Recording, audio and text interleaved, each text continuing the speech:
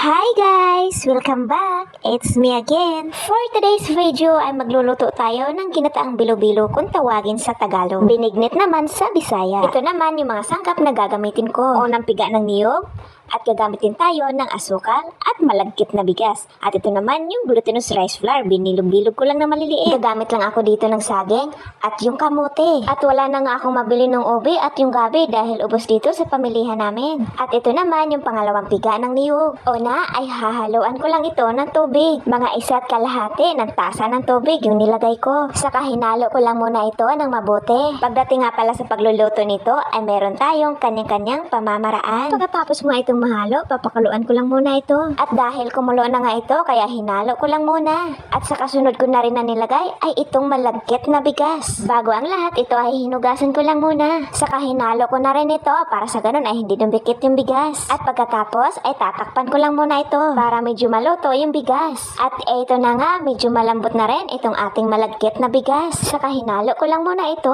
At sunod ko na rin na nilagay yung kamote. Bago pakuluan ulit ay hinalo ko lang muna ito. Para sa ganun ay maiwasang dumikit. Dumidikit kasi ito kapag hindi nahalo. Kalulutuin ko lang ito sa mahinang apoy. Huwag masyadong malakas yung apoy. Parang sa ganun ay hindi umapaw. Para maiwasan na rin na hindi masunog o dumikit. At ito na nga, medyo lumalapot na siya at medyo malambot na rin yung kamote. Kaya sunod ko na nilagay dito yung saging. Saka hinalo ko lang ulit ito.